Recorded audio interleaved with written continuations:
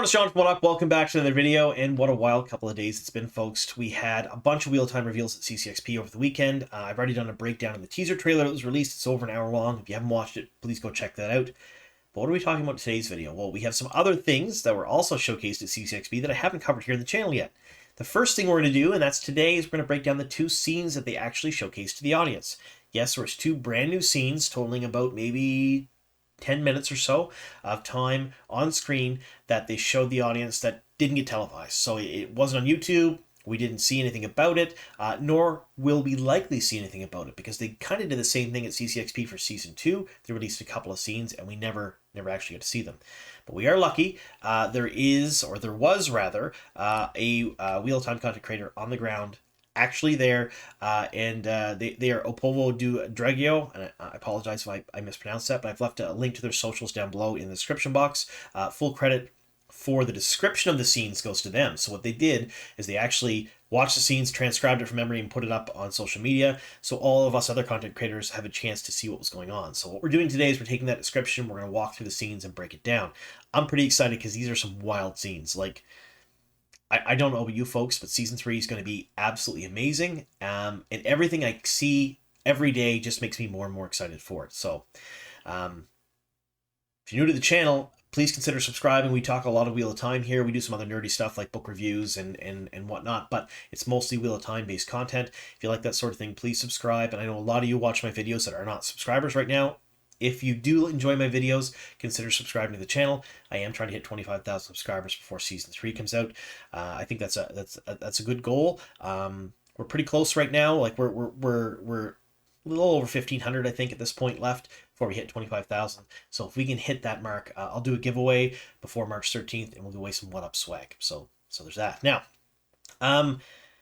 we're going to talk about a couple of scenes here from Season 3, so we have to give a bit of a spoiler warning, and we're going to do book spoilers too, because I want to talk about some book stuff, I want to talk about some stuff from the show, and we're going to try our very level best to figure out how this is going to fit in and where we're going to see these things. So, spoiler warning, in today's video we're talking elements of Season 3 of Sony and Amazon's Wheel of Time show. This includes two scenes that were shown at CCXP and transcribed for us by a Wheel of Time content creator on the ground. Now, if you have not read the first 5 books of Robert Jordan's Wheel of Time series, it's The Eye of the World Through the Fires of Heaven, be forewarned, I'm going to ruin plot points and character arcs from those books. And if you have not seen the first 2 seasons of the show and you don't want to know anything about the 3rd season, well, we're talking leaks here. We're talking scenes. We're talking things that are going on. So I'm going to ruin plot points and character arcs also from the show. So just be forewarned, we're going to ruin some things here if you don't enjoy knowing things before they happen. All right, that being said, I know the majority out there really don't mind spoilers at all. That's part of the reason why you sub to my channel or you watch me, because you're like me, you like knowing things before they happen. You really enjoy knowing the details behind everything. But there are some viewers out there that really do not like spoilers, especially book spoilers, because they're trying to read the book series for the first time as they're watching the show, and I totally understand. That's why we do that. So we have our little handy-dandy helper hand here, if I can find it. Where is he? He's hiding from me, folks. There he is. So this is something new we're doing here on the channel. We're doing spoilers up to book 5, so we have the little red hand there, book 5. As long as that's up there, you know we're going to be possibly talking about things spoiled book 5. So we're going to dive into those 2 scenes now, and then when that's done, I want to talk a little bit about the future of the show in Season 4. I want to talk a little bit about the fandom. I want to talk about some other stuff too.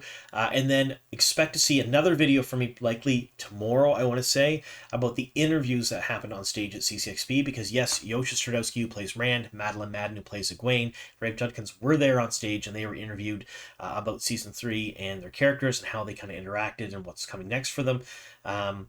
It's not near as exciting, I don't think, as the teaser trailer or the 2 scenes we're going to talk about, but it is Wheel of Time news, and they do say a couple of new things there that kind of gets us in the mindset of something we should expect next season.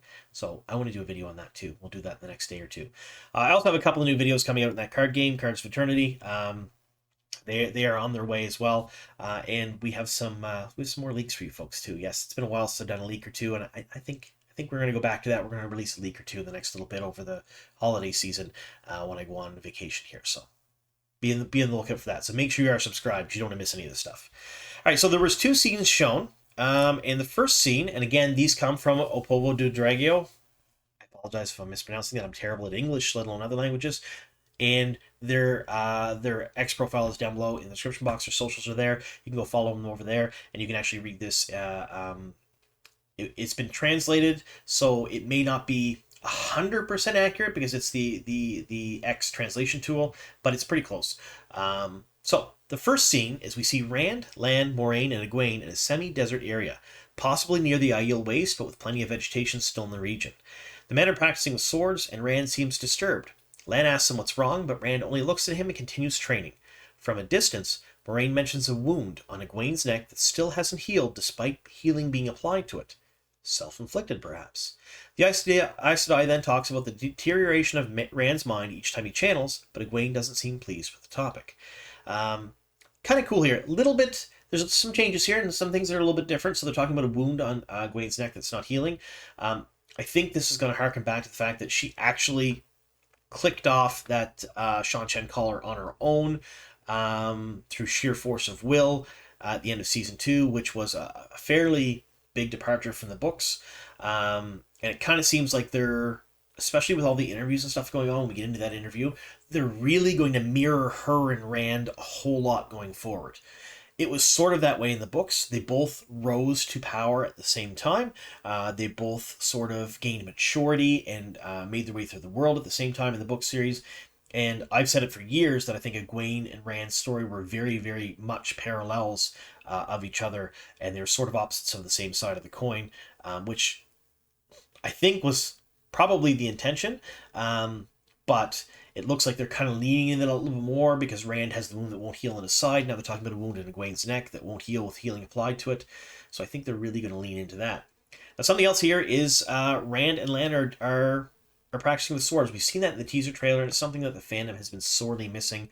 I myself included. I really, really enjoyed the relationship between Lan and Rand in the books and the growth of that, and Rand being taught how to function in his new world, I want to say, in the book series, dealing with things that are far beyond his capabilities as a sheep herder, and Lan had a very, very big part in that, especially teaching him honor and integrity and a few other things and kind of reinforcing some values in him. It was a very wholesome, very happy relationship as far as I'm concerned in the book series, and I really enjoyed seeing the two of them grow together and him teaching Rand and stuff. It was not a huge part, and I'm not saying that it was very central to the story, but I think it was a very important part. And we didn't get to see that in the first 2 seasons. I am happy that they're harkening back to that in season 3. It's something that a lot of fans have been kind of vocal about, saying that they really needed to see this. They needed to see that growth. They need to see that closeness between Lan, especially in Rand. And I think we're going to see that, which makes me pretty happy. Where's this going to fit in? I totally think we are going to see this within the first couple of episodes. So the second scene, I believe, is the first episode. We're going to talk about that in a second. But I think this one here is probably episode 2. Because the first few minutes of the very first episode are wild. And we're going to talk about that in a bit. And they're all pretty much going to be in one spot in Tar Valon. From this, we know that Rand, Lan, Moraine, and Egwene are in a semi-desert area, possibly near the Aiel Waste. I've been saying it for a while. I've had lots of leaks that told me that those 4 people will go to the Waste. Matt is not included in them. He does go somewhere else. He goes to Tenchico next season, from everything I've seen. And this just kind of confirms that. Plus all the scenes we've seen in the teaser, we did get to see Rand and Egwene laying on that rug in what appeared to be an Aiel sweat tent, or just an Aiel tent. Very, very neat looking. But yeah, so more confirmation of that. So either way, I think this is probably an idea that they're going to start paralleling Egwene and Rand's story. I think, especially with the accelerated nature of the show, we're not going to see everything Rand does to become the way he ends up being in the books. I think they're going to accelerate a lot of his emotional growth, a lot of his growth and strength of the power, as well as political growth. And I think they're going to do the exact same with Egwene. It's going to be very accelerated, and I think it'll be a great thing if they showcased them separately, but doing similar things in the show. And that's kind of a departure from the books, folks. That's not a book spoiler, but I think that would be a good way to showcase both their stories. And I think they're kind of, I mean, I'm maybe looking into it far too deep here, but if they're mirroring the wounds, maybe they're going to mirror everything else too, which I think would be a great thing. All right, scene 2. This is the one I'm pretty excited about. This one actually made quite a few of the major publications. Scene 2. We are at the doors of the White Tower Hall, where an audience with the Amyrlin seat is about to take place. Several Aes Sedai are gathered outside, and Liandrin, along with the Red Aja sitters, prepare to enter the hall, but is stopped by Lyanna. Lyanna only allows Liandrin to enter, arguing that only one sitter is needed in the hall. Reluctantly, Liandrin enters as Siuan is announced. Liandrin begins accusing Siuan regarding the events of the previous season, to which the Amyrlin counters and accuses Liandrin of being capable of breaking the three oaths, as she belongs to the Black Aja. The proof? A witness brought to this audience, Nynaeve, whom Liandrin kidnapped and handed over to the Seanchan. Nynaeve enters the hall looking somewhat apprehensive. Siuan and the Aes Sedai weave at Lindren to shield her and begin injuring her, but the Red fights back and summons other members of the Black Aja hidden among the sitters to aid her. A chaotic battle ensues among the Channelers, with Alana and Lyanna defending the Amyrlin against the Black Sisters. Weaves are flung, Aes Sedai are sliced in half, columns in the hall are destroyed, and chaos reigns. Siuan keeps her weave on Liandrin. It seems more like she's burning the Red than just shielding her, until she is struck by debris and knocked unconscious. Nynaeve in the background tries to channel, but unsurprisingly faces her block and can't help, though she isn't harmed. We then see Moiraine on the streets of Tarvalon looking toward the White Tower as an explosion emanates from it. The descriptions, and what they do say at the very end of this, descriptions are based on memory, as some details may have been missed. Folks, we have heard Rafe Judkins say a number of times that the first 15 minutes of Season 3 is bonkers. I think that's one of the opening scenes. I think we're going to see that. We're going to see the battle between the Black Aja and the rest of the Ajas within the White Tower. I think, like they said there, Siuan is going to be injured and kind of put out of the fight for a bit. I think it's going to be absolutely wild. Now, I believe that with Moiraine back in the tower, she likely has been summoned there by Siuan, because that was part of the oath that she kind of gave in Season 2, Season 2, where she was just kind of exiled from the tower and can't come back. So it's one of those things where that was a little bit of a departure from the books, a fair bit of a departure from the books. And I think this is going to be pretty cool. Now, I know that the Black Aja leaving the tower was not seen on page. Not for the most part, anyway. So in the book series, they left, but they left mostly off page, and it was pretty much an open secret that all the sisters who left were Black Aja, because of the events that transpired prior to. So this is going to be out in the open. I think it's going to be more central to the plot. What does this mean for the Tower coup? So in the book series, we have a Tower coup that happens, where Elaida essentially seizes control of the hall and becomes Amyrlin herself. Siuan and Lyanna get captured and stilled, and they're held for trial. They get rescued by Min, and then they gather up Logain on the way out, and then they leave the Tarvalon and they head toward, well, we won't get too much into the plot of the books, but they leave Tarvalon. I think things are going to be a little bit different. I think in the show, we're likely going to see the Black Aja leaving as the big scene. That will be the big battle. It will be warder against warder. I think it will be sister against sister. They're talking like Aes Sedai getting cut in half. It's going to be wild, folks. I'm pretty excited about that. And I think it's a very, very excellent way to open the season, because you're looking at something very exciting, something that's going to pop, something that people will talk about. It's going to create a lot of buzz about the show, because it's going to be one of those things where we have not had really... We've had battles, we've had things happen, and we've had some character building in the last 2 seasons, but things have been kind of disjointed, and you could tell that the problems they encountered with COVID, with cast leaving, with the strikes, all of it really affected the show for the first 2 seasons. This, folks, is the first season where there has not been any major difficulties, and I'm going to knock on all of the wood around me that I possibly can, that we don't encounter anything prior to Season 3 being released in March. However, right now, the filming went fairly smoothly. The marketing, I think, so far has started out on a very, very high note. The poster was fantastic, as opposed to the crappy posters we had for Season 1 and Season 2. I know some of you liked them. I know some of you said in the comments last video they were good. I don't think they were good. The teaser trailer, so far, that was the best piece of marketing they've done, bar none, for any of the seasons. It was wild. And people I didn't even know liked the Wheel of Time are kind of buzzing and talking about it, which gives me a lot of hope for the 3rd season. I think we're going to see opening Black Aja leaving. The Tower coup is going to happen next season, but I think it's going to be more of a political maneuvering and not so much as a big battle, kind of like it was in the books. I don't think you're going to see another tower battle in the season. I think you'll see political maneuvering, political intrigue as far as the tower goes, and Swan being deposed that way and Elaida taking over as Amberlin in more of a uh, kind of a battle of wits rather than a battle of strength. And I think that's a very smart thing. Open the season, huge battle. At that point, everyone disperses. They go where they're supposed to go based on things that are kind of brought up before, just after the Black Aja leaving. And then you leave the tower sort of in shambles because the secret of the Black Aja is finally out. It makes for really good TV, I think. A lot of very great visuals, especially with Einstein Warders getting killed in that scene. A lot of things happening, and then you can kind of maneuver that into Swan's base of power being corroded because she can't control her own tower. She can't control any of the Ajas. She can't control Moraine.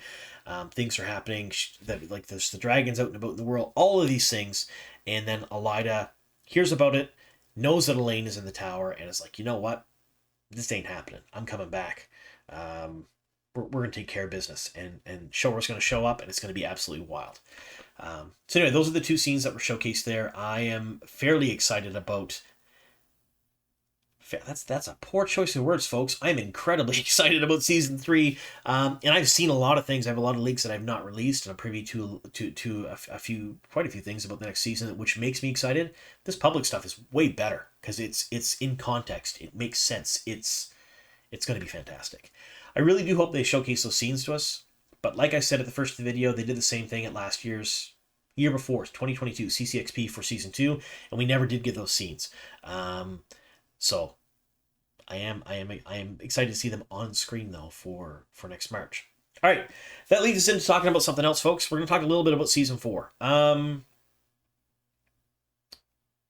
As a fandom, you should be rightly worried about season 4. And I've said this quite a few times. I've had videos on this. I've talked about things that we can do. Rewatches are great. All these other things. And in fact, I think I'm probably going to do a whole video just based on some comments made by some of the cast members recently on social media, asking for the fandom to do certain things to really solidify the chances of season 4 being a thing. But I've said this before. If you really, really, really dislike the show, if you didn't like seasons 1 and 2 and you didn't like it at all, but you still watch my channel, which I know a fair number of you do. I get comments all the time. I don't know if people are actually watching the videos when they make the terrible comments about the show, or they watch the video and they make the comments. Either way, if you didn't like the first 2 seasons, it's totally understandable. You can like or not like certain things. That's your prerogative. Give season 3 a shot. When it comes out March 13th, you'll have the weekend when the first 3 episodes drop. Give the first 3 episodes a shot. They are going to be absolutely bonkers when it comes to the show and the visuals and what you're going to see and storytelling, and they're going to mirror the books in very, very close ways. In some ways, not totally, of course, but it'll be much closer in the last couple seasons for some of the scenes that we're going to see. And I really do believe that this is a season that's going to bring a lot of people that didn't enjoy the show back, that are book fans of the Wheel of Time. So what I'm imploring of you folks is take a chance on it. Maybe if you didn't like the first 2 seasons, that's totally understandable. Maybe if you didn't even finish the first 2 seasons, also totally understandable. Give season 3 a shot. Watch those first 3 episodes and make your decision then whether or not you're going to watch the rest of the season. Because I think everyone is going to be pleasantly surprised. Even people who didn't like the show are probably going to enjoy this. And these are big claims. And I've had people say in the comments down below, John, these are massive claims. Hopefully the show backs it up. And they're like cautiously optimistic, but I'm telling you, from everything we're seeing, that it's just a description of the scenes with the Aes Sedai, the teaser trailer, what we did get to see in that, some of the elements of the show that are coming back for this season. The 2 rivers, for example, with Perrin, we got to see Perrin and Fael embracing in the teaser trailer. Made my heart sing. It was amazing. I love Isabella's casting as Fael. I think she's perfectly spot on. So Shirtless Glad. Come on, folks. How can you say no to Shirtless Glad? Anyway, so yeah, give the first 3 episodes a shot when it comes out, and I'm going to do another video, I think, on what we can see with season 4. But what I tell you right now is that season 4 is not greenlit yet, and that the likelihood of it being greenlit prior to season 3 dropping is slim. when season 3 drops. They're likely going to take a look at the watch numbers among a ton of other metrics, including people who don't have Prime that are resubscribing to Prime to look at the show, including people who rewatched a bunch of times, including all kinds of stuff for the Wheel of Time. They're going to look at those metrics, and they're going to probably make the decision, I'm going to guess, before that weekend is out. I think the show's going to drop on a Thursday night, at least it will where I'm at. And then I think by Sunday, we may not know if season 4 is greenlit. I think, in fact, I'm almost sure they will know if season 4 is greenlit or not, because they'll get a general idea of exactly how popular the show is. And don't get me wrong, the show's doing well, but I think it needs to do much better in order for us to get a season 4. And I would love a season 4, because even if there's no more seasons beyond 4, 4 gives them a chance to wrap up the story and finish it in a way that may not be satisfying to everybody, because you need more, but it gives it an end. So give it a shot, and if you really do enjoy it, rewatch it quite a few times when it comes out. So either way, let me know in the comments down below, what do you folks think about these scenes? I personally am incredibly excited. I'm a little disappointed I didn't see them myself, but I'm incredibly excited for when March drops. All right, so like I said earlier, sub to the channel if you haven't already. Watch out in the next couple of days. I'm going to do a video on the interviews. I'll do a video on the stuff I missed in the teaser. I'm going to do a couple more videos on the Cards of Eternity game that came out. And there's some new Watt merch also coming soon from what I'm hearing. We're going to do a video on that once I get more information about that. There's lots of Watt stuff coming. And I would fully expect that maybe not a weekly Watt Wednesday from He Who Tweets the Dawn on X, but I'm going to guess probably bi-weekly or monthly we're going to start getting things. I think we're going to start seeing castings closer to the holidays. In the new year, we're definitely going to start seeing a ramping up of the marketing campaign. And I've said it before, these marketing folks are new for this year, and so far, I know I've been horribly critical of the marketing for years. I'm impressed. I like what they're doing so far. So if any of you folks in the marketing team are watching this video, great job. Keep it up. Keep the pressure on. Don't take your foot off the gas. Things are going well. Anyway, thank you all very much for sticking with me here to the very end. Here's to many more.